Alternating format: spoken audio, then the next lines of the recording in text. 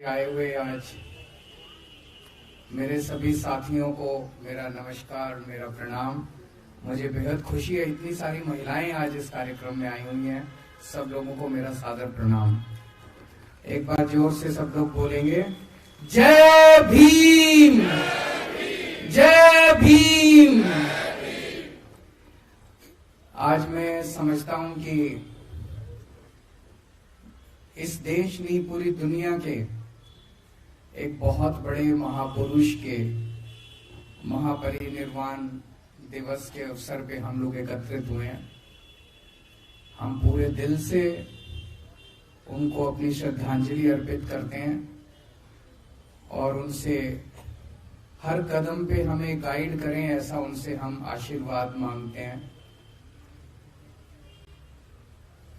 मैं उन्हें महापुरुष क्यों कह रहा हूं? मैं उनके जीवन के कुछ किस्से आप लोगों को सुनाना चाहूंगा। ये किस्से मैं पहले कई बार दोहरा चुका हूं, लेकिन आज फिर दोहराऊंगा ताकि आप लोग भी आगे जाके सब लोगों को इसके बारे में बताएं और ज्यादा से ज्यादा लोगों को उनके जीवन से प्रेरणा मिले, ऐसी मेरी इच्छा है। हम सब जानते हैं कि बाबा साहब एक बहुत बहुत गरीब परिवार में पैदा हुए थे। बाबा साहब दलित परिवार में पैदा हुए थे। उनके घर में खाने को भी नहीं था, 3 टाइम की रोटी भी नहीं मिलती थी। बहुत ज्यादा गरीब थे। छुआछूत इतनी ज्यादा थी उन दिनों में, इतनी ज्यादा थी कि स्कूल जाते थे अपनी टाट अपने साथ लेके जाया करते थे। क्लास में उनको घुसने नहीं दिया जाता था, उनको बाहर बिठा दिया जाता था। तो आप सोच के देखो, इमेजिन करो कि अंदर क्लास चल रही है, टीचर अंदर क्लास में पढ़ा रहा है और बाहर एक बच्चा बैठा है जो अंदर टीचर पढ़ा रहा है उसको बाहर बैठ के सुन रहा है। इस तरह से उन्होंने अपनी प्रारंभिक शिक्षा पूरी की। उनको पानी भी, उस घड़े से पानी नहीं पीने दिया जाता था जो घड़ा बाकी बच्चों के लिए होता था। इस तरह से करते करते उन्होंने अपनी प्रारंभिक शिक्षा पूरी की। उन्होंने स्कूल की शिक्षा पूरी की, कॉलेज की शिक्षा पूरी की। उसके बाद 1913 में वो अमेरिका में कोलंबिया यूनिवर्सिटी में पढ़ने चले गए। कोलंबिया यूनिवर्सिटी दुनिया की आज के टाइम पे भी दुनिया की सबसे बड़ी यूनिवर्सिटीज में मानी जाती है। कोलंबिया यूनिवर्सिटी में आज भी एडमिशन लेना नामुमकिन सा है। हमारे अपने बच्चे, आप सब लोग जितने यहाँ बैठे हैं, कई मंत्री बैठे हैं, कई एमएलए बैठे हैं, कई आम आदमी पार्टी के ऑफिस बेरर्स बैठे हैं, राज्यसभा मेंबर बैठे हैं। आप लोगों के भी बच्चे अगर आज कोलंबिया यूनिवर्सिटी में एडमिशन लेना चाहें, आसान काम नहीं है, बहुत मुश्किल काम है। तो आप सोच सकते हो कि कितने इंटेलिजेंट रहे होंगे वो, कितने प्रतिभाशाली रहे होंगे वो, कि 1913 में उनको कोलंबिया यूनिवर्सिटी में एडमिशन मिला। पहली बात मैं ये सोचता हूं, एडमिशन कैसे मिला? आज अगर आपको अमेरिका, फ्रांस, जापान, इटली किसी यूनिवर्सिटी में एडमिशन लेना हो, आप क्या करते हो? गूगल पे जाते हो, सर्च मारते हो, उसका फॉर्म डाउनलोड करते हो, फिर फॉर्म भरते हो, फॉर्म अप्लाई कर देते हो। उन दिनों में तो गूगल भी नहीं होता था, उन दिनों में तो कुछ भी नहीं था, इंटरनेट भी नहीं था।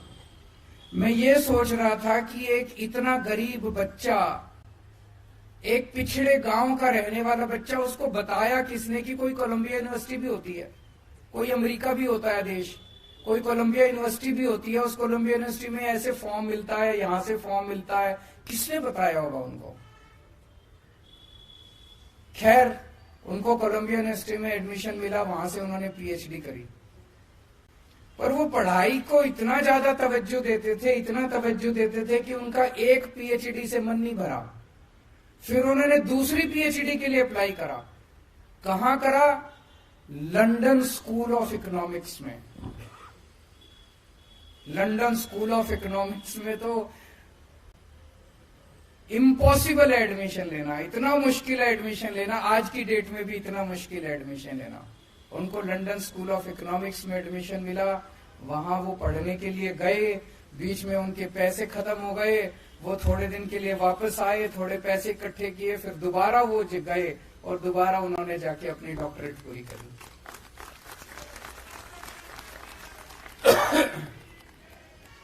उन्होंने बहुत ज्यादा शिक्षा को महत्व दिया, बहुत ज्यादा। मैं तो कई बार ये सोचता हूं कि वो टाइम के पहले, हमारे देश का दुर्भाग्य है कि टाइम के पहले हम लोगों को छोड़ के चले गए। अगर 10 साल और रह जाते, वो 15 साल और रह जाते, मैं समझता हूं कि अपने जीते जी वो देश के सारे सरकारी स्कूल ठीक कर जाते। आज 75 साल हो गए देश को, 75 साल में इन सारे लोगों ने मिलकर देश के सरकारी स्कूलों का बेड़ा गर्क कर दिया। इन लोगों ने, शिक्षा इनके एजेंडा में ही नहीं है। कोई पार्टी नहीं चाहती कि देश के बच्चों को, गरीब बच्चों को शिक्षा मिले। अकेला वो शख्स, मैं उठा के देखता हूं इतिहास, पूरे इतिहास में आजादी ने बहुत बड़े बड़े सूरमा पैदा किए, अकेला वो शख्स है जिसने शिक्षा को महत्व दिया, और किसी ने शिक्षा के बारे में बात नहीं करी, क्योंकि उसने भुगता था, उस शख्स ने भुगता था, उसने उस गरीबी से निकल के और उसने इतनी अच्छी शिक्षा प्राप्त की थी। आज भी आप देख लो, इन सारी पार्टियों ने हमारा सारा एजेंडा चोरी कर लिया। सबसे पहले तो हम ही थे, हम जाके कहते थे केजरीवाल की गारंटी, केजरीवाल की गारंटी के, कहते थे कि नहीं कहते थे? अब ये वाले भी कह रहे हैं गारंटी, वो वाले भी कह रहे हैं गारंटी। घोषणा पत्र, संकल्प पत्र, मैनिफेस्टो, सारे गारंटी, इसकी गारंटी, उसकी गारंटी, सारे गारंटी दे रहे हैं। सारे फ्री बिजली की बात कर रहे हैं, सारे फ्री इसकी बात कर रहे हैं, उसकी। शिक्षा की बात आज भी कोई नहीं कर रहा। शिक्षा की गारंटी केवल और केवल आम आदमी पार्टी दे सकती है। क्यों? हम बाबा साहब अम्बेडकर के चेले हैं।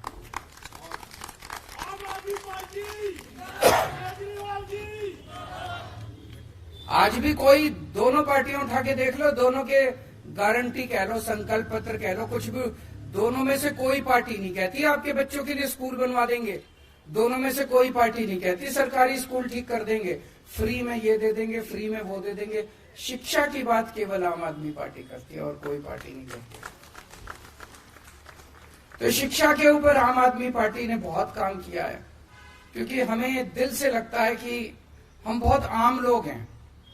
ये जितने अपने एमएलए हैं, 90% से ज्यादा अपने एमएलए कोई पार्टी के किसी नेता के या किसी उसके बच्चे नहीं है, कोई पॉलिटिक्स से नहीं आए थे। हम सब लोग आम लोग हैं, आम जिंदगी से आए और एक आम आदमी की समस्या को समझते हैं। मेरे पिताजी, मेरी माताजी, मेरे दादाजी, मेरे दादाजी, मेरे नाना जी, मेरी नानी, मेरे मामे, दूर दूर तक मेरी पूरी रिश्तेदारी में कोई पॉलिटिक्स में नहीं है। हम पॉलिटिक्स से नहीं आए। ऐसे ही सारे हमारे एमएलए हैं, हमारे मंत्री हैं, जो बहुत आम जनता के उससे आए हैं। हम शिक्षा के महत्व को समझते हैं कि अगर एक परिवार के बच्चे को शिक्षा मिल जाए, उस परिवार की तो वो तो गंगा नहाया हो जाता है, वो परिवार, उसका तो फिर बेड़ा पार हो जाता है, उसकी गरीबी भी दूर हो जाती है, उसकी कई समस्याएं दूर हो जाती है। और अगर किसी परिवार के बच्चे को शिक्षा ना मिले तो आने वाली पीढ़ी दर पीढ़ी वो पिछड़ा ही रहता है, वो आगे नहीं बढ़ पाता। तो शिक्षा सबसे जरूरी है, ऐसा हम लोगों को वो है। तो सबसे ज्यादा हम लोगों ने शिक्षा पे जोर दिया। और जितना मैं सोचता हूं, मुझे लगता है कि जानबूझ के इस देश के अंदर 75 साल जानबूझ के लोगों को अशिक्षित रखा गया। अगर 5 साल के अंदर, 7 साल के अंदर आम आदमी पार्टी की दिल्ली सरकार दिल्ली के 2 करोड़ लोगों के बच्चों को अच्छी शिक्षा दे सकती है, तो 75 साल में क्या हमारे देश के लोगों को, 140 करोड़ लोगों को अच्छी शिक्षा नहीं दी जा सकती थी? दी जा सकती थी। जानबूझ के अनपढ़ रखा गया, जानबूझ के अशिक्षित रखा गया। 2 मंत्र थे बाबा साहब की जिंदगी के, संघर्ष और सेवा, और हमारे ऊपर ये दोनों लागू होते हैं। जब अपनी 70 में से 67 सीट आई थी, तो मैंने सोचा था चलो अब संघर्ष पूरा हुआ, अब सेवा करेंगे। लेकिन इन्होंने जो तंग करा हम लोगों को, काम नहीं करने दिया, इतने अड़चन अड़ाई, इतने एक के बाद एक कानून लेके आ रहे हैं, ये भी पावर हमारी, ये भी पावर हमारी। केजरीवाल की कोई पावर नहीं है कि बिना पावर के भी हमने इतना काम कर दिया। तो तब मेरे को अब लगने लगा कि आम आदमी पार्टी तो पैदा ही संघर्ष के लिए हुई है। जो जो आम आदमी पार्टी में आए वो ये सोच ले भाई ये कांटों का ताज है। हम पैदा ही, हमारा पूरा जीवन ही संघर्ष है, संघर्ष में ही जीना है अपने को। जैसे बाबा साहब अम्बेडकर का पूरा जीवन ही संघर्ष था, हमें भी संघर्ष में ही जीना है। आज भी ये मतलब कभी ये काम रोकेंगे, कभी वो काम रोकेंगे, अफसर तुमको रिपोर्ट नहीं करेंगे, ये नहीं करेंगे, वो नहीं, काम नहीं करने देना इन लोगों को। और हमने भी ठान लिया काम तो करके रहेंगे हम लोग। जब हम सड़क पे थे तभी काम करवा लेते थे इन लोगों से, अब तो हम अंदर आ गए, कुछ ना कुछ रास्ते निकल ही जाएंगे। तो एक तो संघर्ष से घबराना नहीं है। संघर्ष हमारे जीवन का सबसे बड़ा, आज आपके 3-4 नेता जेल के अंदर हैं। आज अगर वो झुक जाएं, अगर वो इनकी बात मान लें, अगर वो आज बीजेपी में चले जाएं, 2 दिन के अंदर बाहर आ जाएंगे। मनीष सिसोदिया को देखो, उनकी वाइफ कितनी बीमार है, कितनी ज्यादा बीमार है। उनका बेटा कनाडा में है, उनके घर में उनका ख्याल रखने वाला कोई नहीं है, लेकिन फिर भी 10 महीने हो गए जेल में उनको। आज अगर मनीष सिसोदिया बीजेपी के साथ हाथ मिला लें, अपना अच्छी जिंदगी जिएंगे, लेकिन नहीं। बाबा साहब अम्बेडकर के और भगत सिंह के चेले हैं, मर जाएंगे, कट जाएंगे, लेकिन झुकेंगे नहीं। देश के लिए लड़ने के लिए आए हैं, देश के लिए अपने असूलों से कभी समझौता नहीं होगा। बाबा साहब अम्बेडकर की भी जिंदगी आप पढ़ो, कितने ऐसे मौके आए जब उनको कहा गया समझौता कर लो, इस चीज पे समझौता कर लो, उस चीज पे है ना, कि कितने सारे ऐसे मौके आए, कभी समझौता नहीं किया उन्होंने किसी चीज पे समझौता। हमें भी समझौता नहीं करना, देश के साथ समझौता नहीं होगा, मुल्क के साथ समझौता नहीं होगा, जनता के लिए दूसरी चीज सेवा।